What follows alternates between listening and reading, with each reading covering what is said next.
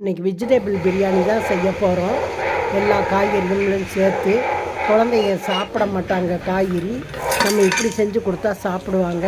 நீங்கள் நெய்யோ எண்ணெயோ ஊற்றிக்கலாம். நான் குக்கரில் எண்ணெய் ஊற்றி இந்த ஸ்பைசஸ் எல்லாம் போட்டிருக்கேன். அது பொரிஞ்சிருச்சு. இப்போ காய்கறி நறுக்கி வச்சுருக்கேன்.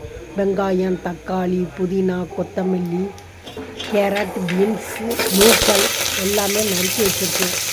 இப்போ இந்த ஸ்பைசஸோட வெங்காயத்தையும் பச்சை மிளகாயும் சேர்த்துக்கலாம். சேர்த்து நல்லா வதக்கி கொடுக்கலாம். இஞ்சி சேர்த்துக்கலாம். இஞ்சி, பூண்டு சேர்த்து வதக்கிக்கலாம். இப்போ வதக்கிட்டு தக்காளி சேர்த்துக்கலாம். 3 பழம் அதையும் சேர்த்து நல்லா வதக்கி விட்டுக்கலாம். தக்காளி மசியட்டும். இப்போ நறுக்கி வச்ச காய்கறிகளை சேர்த்துக்கலாம். கேரட்டு, பீன்ஸ், நூக்கல் சேர்த்து வதக்கி விட்டுக்கலாம்.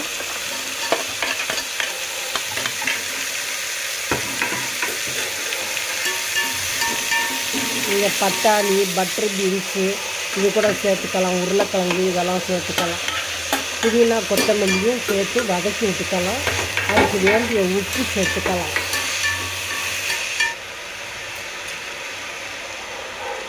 மஞ்சத்தூள், கரம் மசாலா பொடி, மிளகாய் பொடி 3ஐயும் சேர்த்து பச்சை வாடை போகிற மாதிரி நல்லா வதக்கி விட்டுக்கலாம். 1 உலக்கு அரிசினா 2 உலக்கு தண்ணி ஊற்றிக்கலாம். சாதா அரிசி தான் நான் போடுறேன். நீங்கள் பாஸ்மதி ரைஸு அல்லது சீரக சம்பா எதில் வேணாலும் ஆக்கிக்கலாம். நான் தண்ணி கூட வைக்கிறேன்னா சாதா அரிசி. நீங்கள் பாஸ்மதி ரைஸ்னால் அதுக்கு தக்கன தண்ணி வச்சுக்கணும். இப்போ நல்லா தண்ணி கொதிச்சிருச்சு. அரிசி கொஞ்சம் நேரம் ஊற வச்சு கழுவி வச்சுருக்கோம். அதை சேர்த்துக்கலாம்.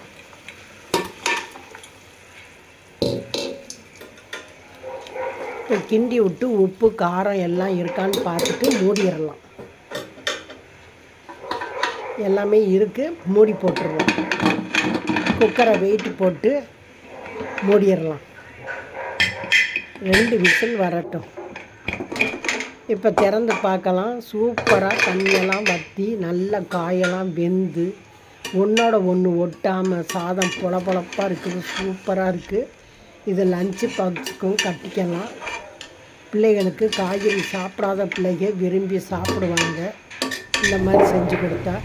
இதுக்கு ஒரு அப்பளமோ உருளைக்கிழங்கு ஏதாவது பொரித்து முட்டை எதுவும் வச்சு சாப்பிடலாம்.